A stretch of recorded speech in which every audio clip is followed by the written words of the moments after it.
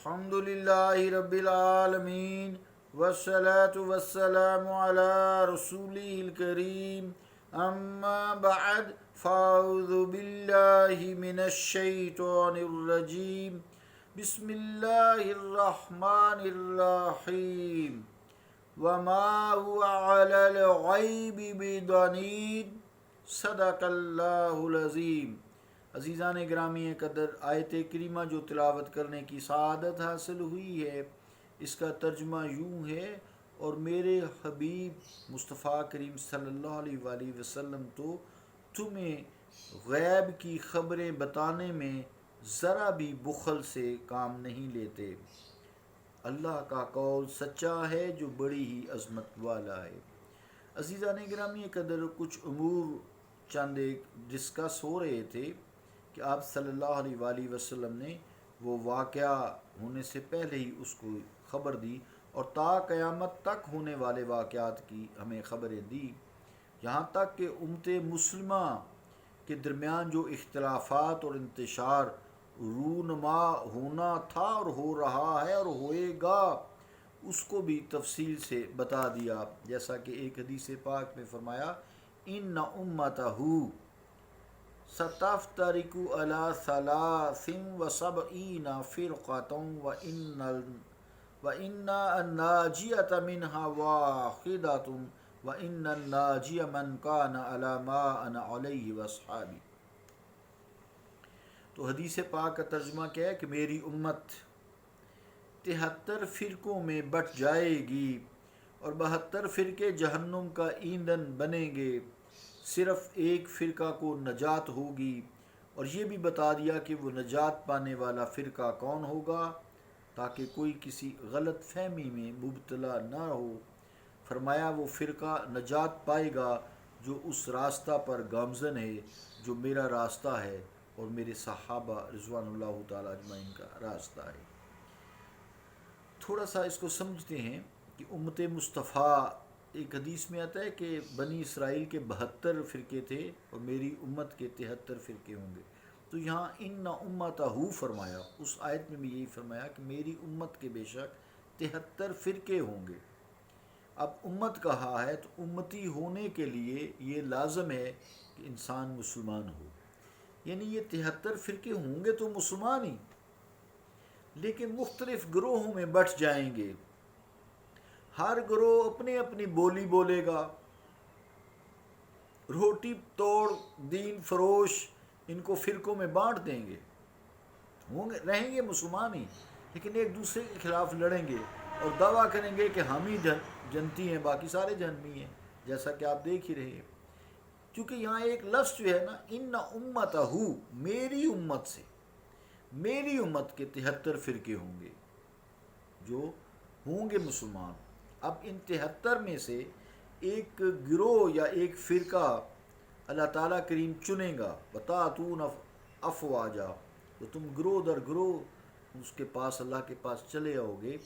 تو اس میں سے ایک جو فرقہ ہوگا وہ بغیر حساب کتاب کے جنت میں جائے گا، بغیر حساب کتاب کے جنت میں جائے گا۔ جیسے صابر ہے، ان کے بارے میں فرمایا انما یوفی الصابرون اجرهم بغیر حساب، تو یہ بغیر حساب کے جنت میں چلا جائے گا۔ سارے گروہ میں سے، سارے گروہ نہ تو ٹوٹلی غلط ہیں، نہ ٹوٹلی سارے ہیں ایمان والے، نہ ہی ٹوٹلی صحیح ہیں۔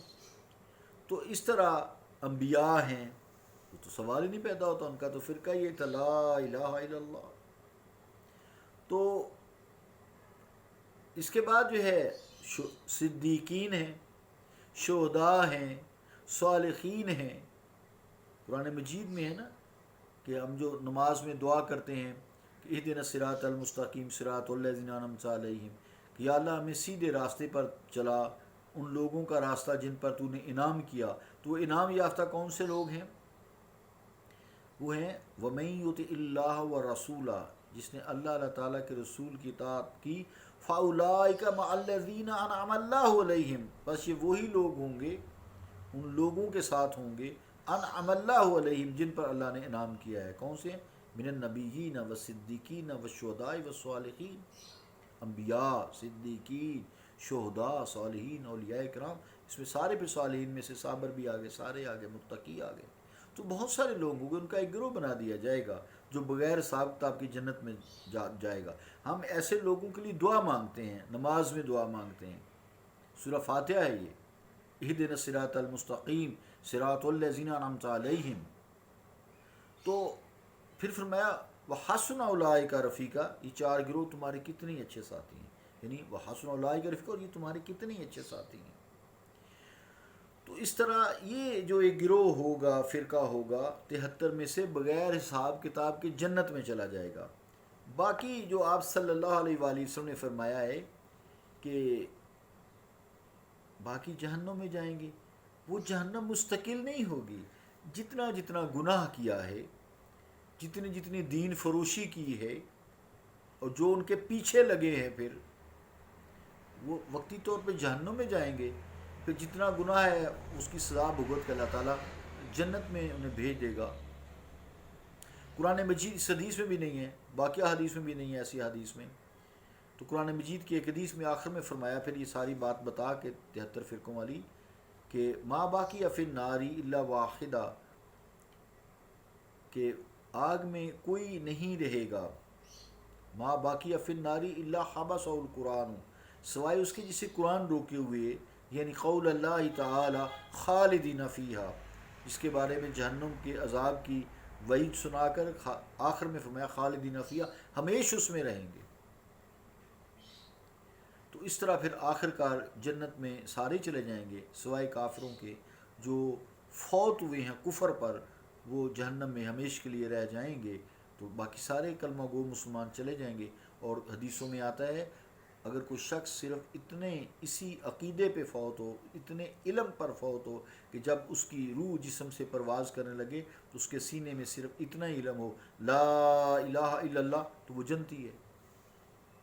تو یہ ساری احادیث مبارکہ کے مفہوم کو سمجھ کر ہم اس نتیجے پہ پہنچتے ہیں کہ ان امتہ، کہ میری امت. تو امت ہونے کے لیے مسلمان ہونا شرط ہے، ورنہ کافر بھی کہیں گے یہ ہماری، ہم تو آپ کی امت سے ہیں، ہمیں جہنم میں ہمیشہ کے لیے کیوں رسید کیا گیا ہے. تو اس طرح یہ 73 فرقے آپ کی امت کے، ایک بغیر حساب کی جنت میں جائے گا، اور باقی سارے حساب کتاب بھگتنے کے بعد جہنم میں جا کر جنت میں چلے جائیں گے. سب سے پہلے حدیثوں میں آتا ہے کہ ریاکار شہید جو دنیا کے لیے جس نے جان کا نذرانہ پیش کیا، وہ جہنم میں جائے گا. پھر اس کے بعد شیخ القرآن جس نے دین بیچا ہو، کوئی اور کام نہ کیا ہو، دین سے کوئی ذریعہ معاش بنایا ہو. اور تیسرا ریاکار سخی جو ہے، جو سخاوت کرتا رہو. یہ سارے ہوں گے مسلمان ہی نا. تو یہ جہنم میں سب سے پہلے 3 شخص یہ پھینکے جائیں گے، پھر ان کو نکال لیا جائے گا. چونکہ اس طویل حدیث میں بھی خالدین فیہا نہیں ہے. مراد یہ ہے کہ اپنی اپنی سزا اپنے جرم کے مطابق، جتنا جرم کیا سزا بھگتنے کے بعد آخر کار جنت ہی ان کا ٹھکانہ ہوگا. اللہ تعالی ہمیں دین کو سمجھنے اور اس پر عمل کرنے کی توفیق عطا فرمائے. صلی اللہ تعالی علی رسول خیر خلقہ محمد وعلی آلہ واصحابہ اجمعین برحمتک یا ارحم الراحمین.